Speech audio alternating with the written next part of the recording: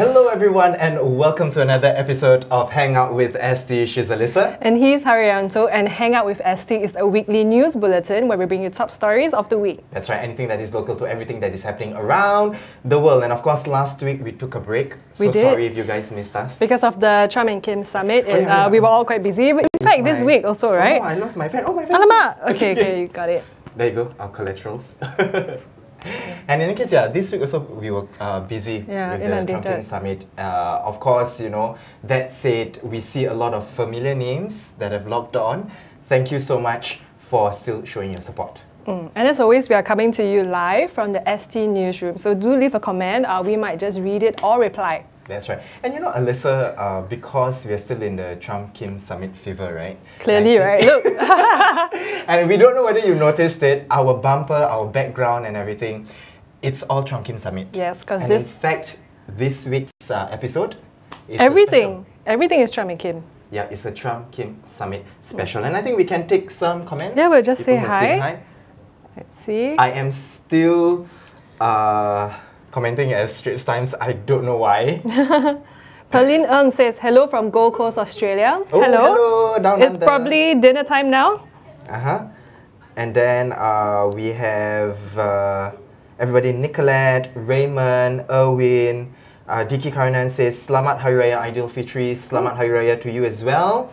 And then we have Perlin, everyone just saying hi. Yeah, everybody saying hi. Cheyenne, hi. Trivinia, Shigure, Cheyenne as well. Hi everybody. And everyone else. Everybody, hello, and you know, continue to just tune in to us and let your friends and family members know that we are live as well. Okay. So Tuesday it was a huge world event. Everyone was watching. So just a very quick recap. US President Donald Trump was here to meet North Korean leader Kim Jong-un on Tuesday. Correct, Alyssa, and of course it created a media whirlwind. More than 2,500 journalists, both local and foreign alike, were here in Singapore to do the coverage. And security was high in Singapore, but fortunately, generally everything went smoothly. So despite the excitement of the leaders signing an agreement, I think it's a bit too early to say anything. We'll have to wait and see for the details to unfold. But one thing for sure though, right, you know, it is a stepping stone, or in fact, it is the beginning of a blossoming bromance between President Trump as well as Chairman Kim. And in fact, one of our colleagues, Sean, put up a video to kind of like pay homage. Yeah, to commemorate this starting relationship. This starting relationship between the both leaders. So take a look.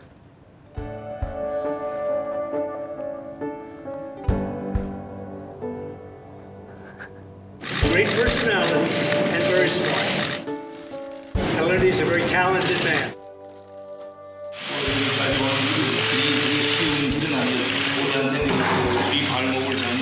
Right here alone, 'cause I would forever. We got to know each other well in a very confined period of time.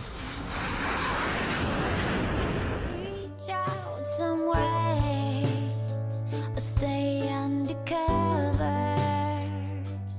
Can't you see? I believe in the dream of us together, and that somewhere you are out there waiting for me, waiting for the right time, waiting for the sun to rise on that fateful day. I showed it to him today, actually during the meeting, toward the end of the meeting, and I think he loved it. There have been times of relative peace and times of great tension. Take my breath away. Maybe that's today. I haven't slept in 25 hours, but I thought it was appropriate to do because we've been negotiating for literally round the clock. Getting a good picture of everybody, nice and handsome and thin. Still, I'm not moving on, knowing that you're coming.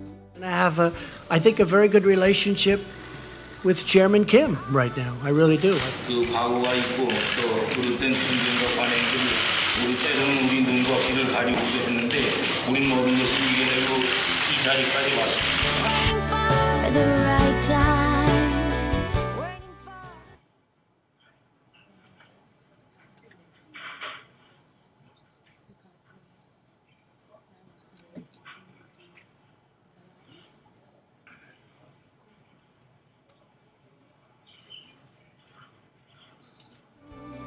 Are we fools for waiting, hoping dreams come true? Are you waiting for me? Waiting for the right time. Waiting for the sun to rise on that fateful day. Oh, Oh, there you So go. sweet. So sweet, right? Yeah, it was lighthearted. it was, Yeah. yeah, which sets the tone for the rest of the episode. So as you can see, it's going to be a very light-hearted Tram and Kim special. Yep. If you want a deeper analysis on what happened, you can always head to straitstimes.com. Correct. And of course, you know, for if you want to watch the video again, you know, just kind of like, you know, want to soak it in. Very sweet, right? Wow, the music, the soundtrack. That sweet video. You can also log on to our Facebook page as well, The Straits Times. And you know, in fact, right, Alyssa, I think we can take some comments. Yeah, now. why not? Why not? Yeah, take some comments. Let's see. Okay, Chandiran says, what is this? What's happening here? This is Hangout with ST. We're coming to you live from the Straits Times newsroom. And this is the Trump-Kim Summit special. Yes. Yeah. And we just showed a video of a blossoming bromance between the North Korean leader Kim Jong-un and US President Donald Trump. Yep. And oh, we have somebody from South Korea in Gimpo City, Chan Hyung Lee. Wow, hello. Hello to you. 안녕하세요. Oh. Yes, I finally get to use my Korean. Yes. If you do not know, I've been of course, taking Alyssa has been lessons. taking Korean lessons. Yeah. Okay. There's Trevina one- says very proud of Singapore. Yeah. And then there's one comment from Ho Shigure. How many nukes can Pyongyang fire if Pyongyang could fire nukes? Oh. This is a okay. riddle.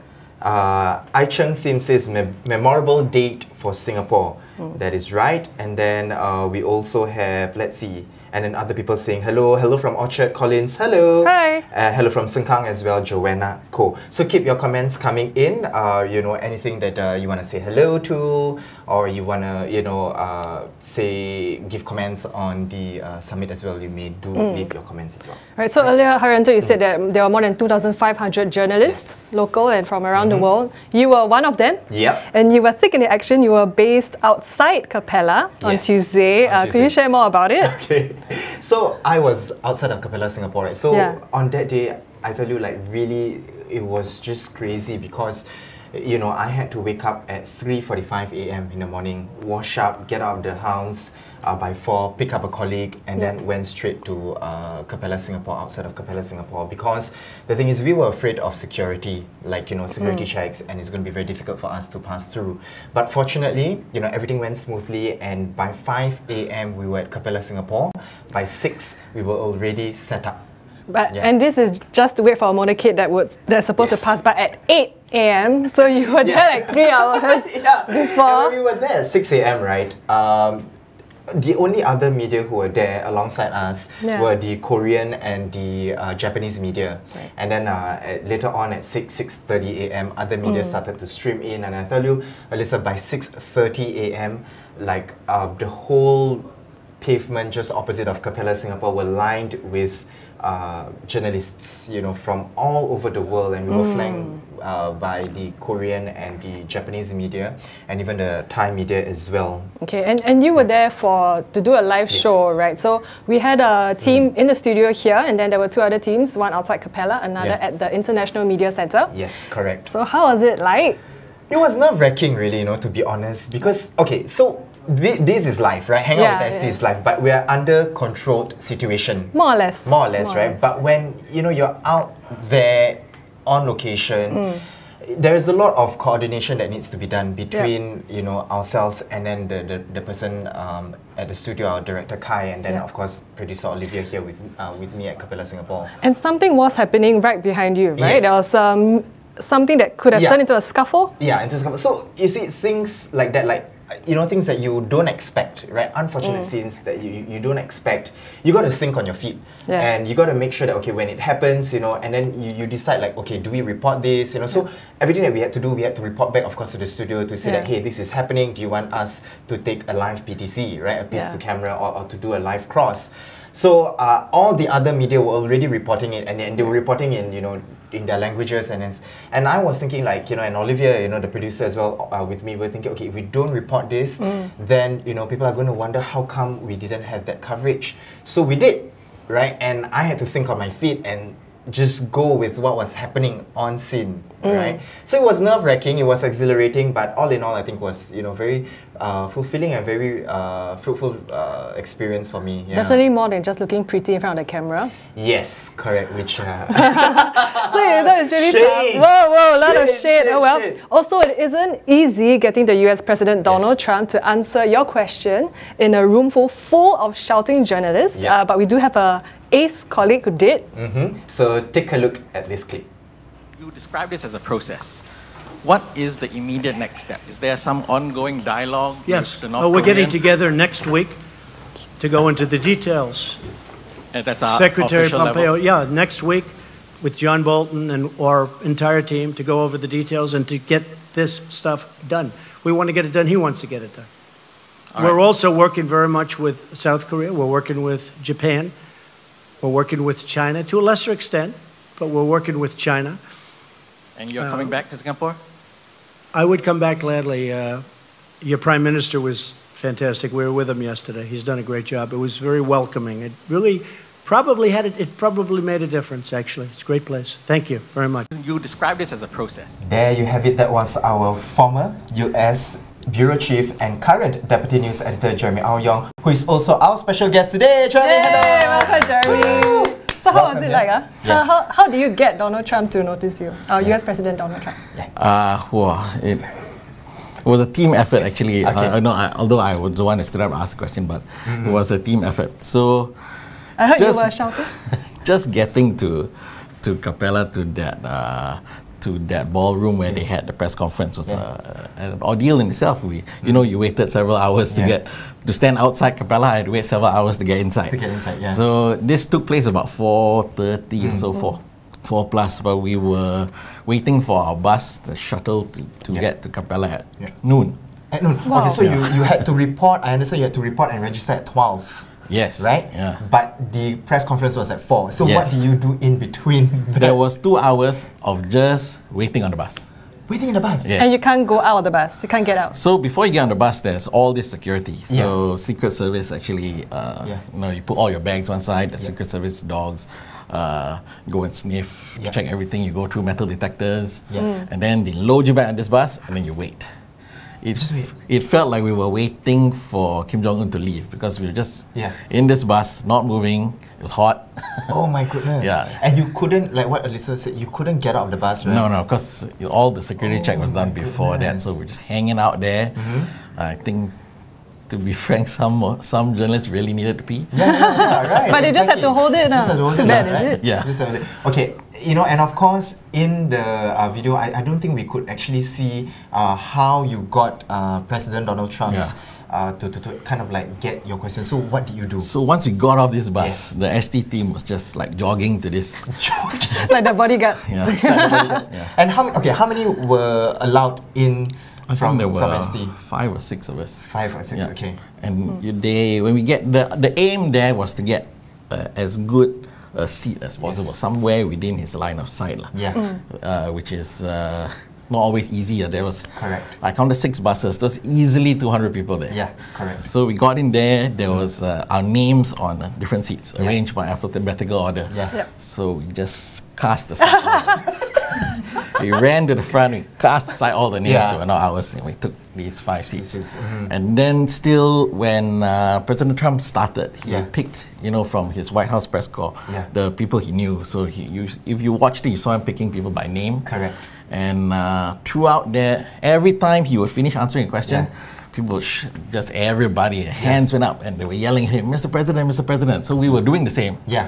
But just like a few minutes into it, thought, okay, maybe we need a different tack. So we were Correct. yelling at him, Mr. President, Singapore. Just Okay, that's smart. Okay, that's smart, huh? just to indicate that our question is going to come from Singapore. Yeah. So at some point we yelled it. I wasn't yelling alone. Yeah. My colleague Alina sitting next to me, she has an extremely loud voice.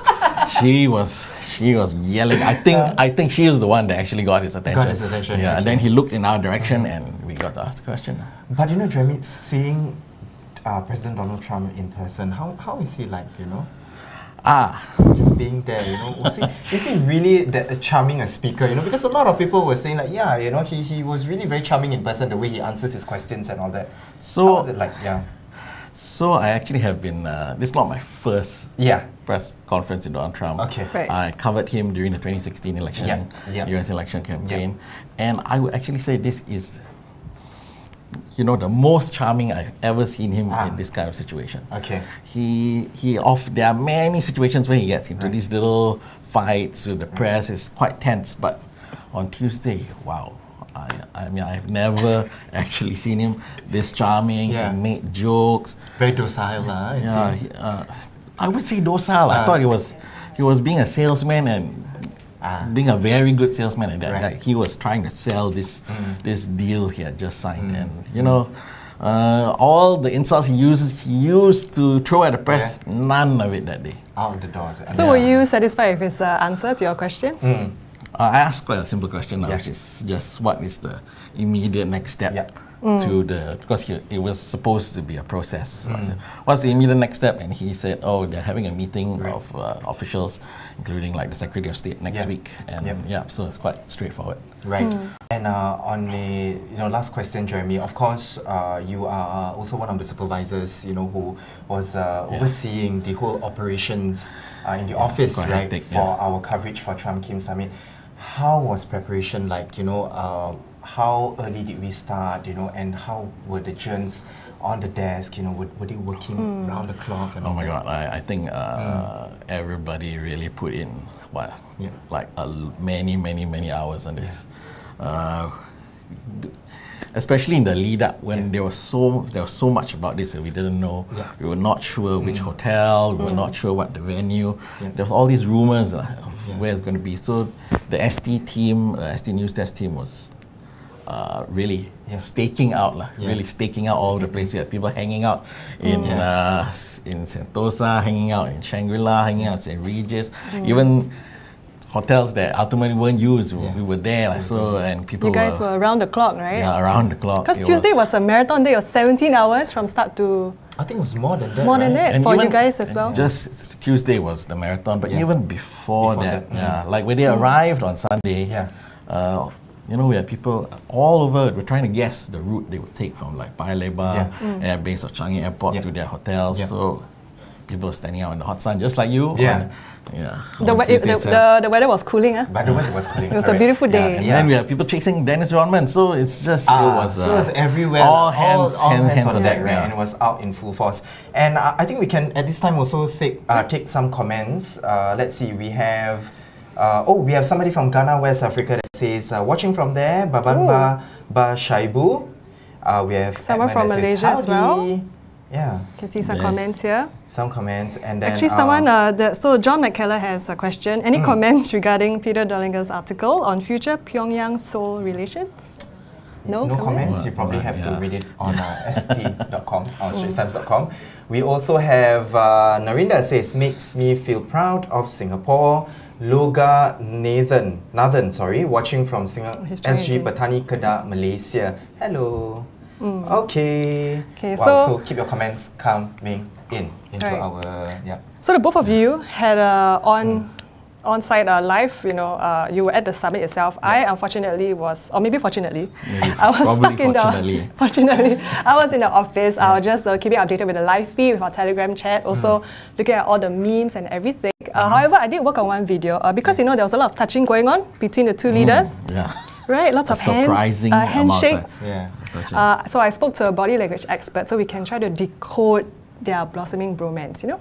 Okay, so here's the video. Take a look.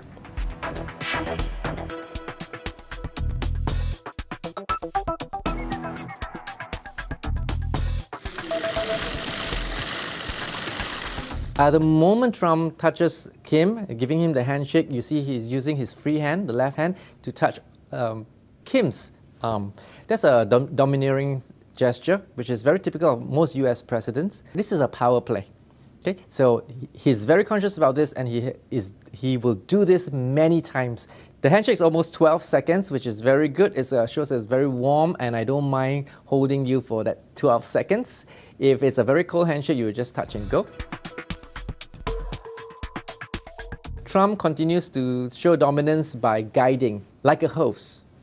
This is my show. He points to Kim and tell him where to go. And there you see Kim starting to be comfortable, and he touches Trump. Could be a power play, it could be a friendly gesture. You need to take into context that these people are aware that there are thousands of cameras shining on them, so a lot of these things can be masked or can be rehearsed. This part is really interesting because it's very consistent with Trump that he will be the last person to enter a room. The one that enters last is the one in control. This is a very typical Trump stance when he meets other politicians. He has an inverted steeple. It means I'm ready for action. I'm not hostile, but I'm on high alert. The most telling sign is that Trump brought Kim to his beast, his car, opened the car door and showed him inside. Now, this is like the most personal item he had at Capella. It tantamounts to, how many people have been into your bedroom? Only your closest friends. Kim looks too friendly to be a villain, actually. I would call him a reluctant villain. Villains don't look like that. They're usually angry and full of hatred and they want to nuke you. Not this guy. The words that he used, it all funnels down towards I want peace. Oh, he looks friendly too. I think I'll get along with him. Wow. Do you think you could be friends? Yeah, I don't what know, do you man. think of the analysis from the body language expert? Wow, The I certainly learned some things there. I feel like now I should sit with my hands in Be on high alert. inverted steeple. Yeah, steeple. Not right. hostile, but ready for action. Yeah. But you were there in the thick of things and all that. Do you see that? I actually watched the handshake on TV, and I think I was particularly interested in that point because Trump has had many, let's just say, interesting handshakes in his past. Yeah. So I was going to see which type of handshake he will roll out for Kim. And it felt a little bit not super friendly. They were facing each other, shook hands quite some time. And then when they turned, I think they smiled, but when they turned, they weren't smiling. So I wasn't sure how that was playing out. But when they were walking, they seemed to be friends already. So they warmed up to each other probably. Okay, so there you have it. If you want to watch the video again, of course, it's on straitstimes.com as well as on our Facebook page. All right, so Jeremy. Yes. For our next segment, right? It is worried about this part. It'll be fun. It'll be fun. So it is our top Facebook comments section, and usually we have this anonymous character called Judge Joe to be with us. But because you are our special guest today, we are going to get you to stand in as Judge Joe. You are Judge Jeremy today. Yes. Okay? And how it works. Okay, Alyssa, share with Judge Jeremy how this top Facebook comments section works. Okay, so for this week, all the comments are related to Trump and Kim stories. We have picked out 3 comments which we think is funny. So you'll be the judge of our sense of humor. And then the one who gets the best score out of 3 wins. Correct, yeah. Okay. And 2 weeks back, because last week we took a break, but the previous week, just to tell you, I was the winner. He's been winning, he has a winning streak. I'm hoping that you will break his streak. So witty comments, any comments, and these are comments from on our Facebook page, right? And from netizens. So Alyssa is a contender, so Alyssa will go first. So I go first, huh? So it's we might flash it out on the screen in front of us. Okay, so the story that I chose. Okay, Trump and Kim submit how to read between the lines of the joint statement. The comment I chose is by Paul Tan. He says, "Love is in the air." Okay, so my comment. You still laugh though. My comment is about the fan, right? It takes a fantastic leap of logic to imagine this is a cyber security risk. And then Ray Ng says, okay, first thing first, who actually plugs this type of USB fan into the computer? Are you going to hold the computer up to your face? It's usually meant for power banks. We need to to figure out his sense of humor. We're not too familiar because we know. Because Judge Joe, he likes all these very punny. Kind of I definitely an anti-pun a little bit. Oh, shucks. Anti-pun. But who gets the point, Jeremy? For this round. I'm trying to decide whether this comment is serious because I think the fan was, they're planning for you to plug it into your phone, not the computer. Not the computer, exactly. Yeah, holding a computer on your face is ridiculous, but no. But that's rigging the. I'm going to give it that list. Okay. Thank you. Okay. She set up a premise, but that was not the actual use case. Okay. So we have to be logical. So for logical. Okay. Wow, very high standards, man. Yeah, high standards. Okay, round 2. I'll start first. So this is about US mistakenly puts Singapore in Malaysia during Trump Kim summit, right? And of course, we said, excuse me, it has been 53 years, right, since we separated. So Siti Nuraini says, oh dear, no more part of China, now we are part of Malaysia. It shows that some are still not sure where we are. Tusk. What does that mean? Okay. I'm trying to have a poker face on this. Oh no! Okay, Ellie, go. For the purposes I'm very worried for both of us. Yeah, I'm very worried for both of us. Okay, Jeremy, so the one I chose. Body language projects confidence, though subtle power play also apparent. Because he has elevated hair and everything, right? Oh, I just gave my joke away, gosh. The comment I chose business tired because Kim has elevated hair as well. I ruined it for myself. Now I'm trying to decide whether I should deduct points for delivery. No, please don't. I think Hairianto got it. Yes! Okay, so I ruined it. Okay, we're on a tie. The joke quality wise, it's actually there, right? It's close. It's close. Okay, Ellie, your turn. Gosh, okay, right. So this one is our coverage. June 12th was a historic day for Singapore and the world. Here's what went down. The comment I chose is by Gurmit Singh, not the comedian that we know. It's another guy. He says, it's also a historic day for us. We lose 20 million. Ooh, ouch. Okay. More of a burn, that one? Okay. Mine. So same thread as well. US mistakenly, put Singapore in Malaysia. And the comment goes, okay, so that is the post. And the comment by Chad Ross, he says, so embarrassing to be an American these days. Actually, maybe he is humoring us. Maybe Jeremy, you are humoring us. This is supposed to be a joke contest, is it? Yeah, kind of, or like wittiest, or like, shade kind of comment. So, who has the winning point, Jeremy? Okay, so let me think this through.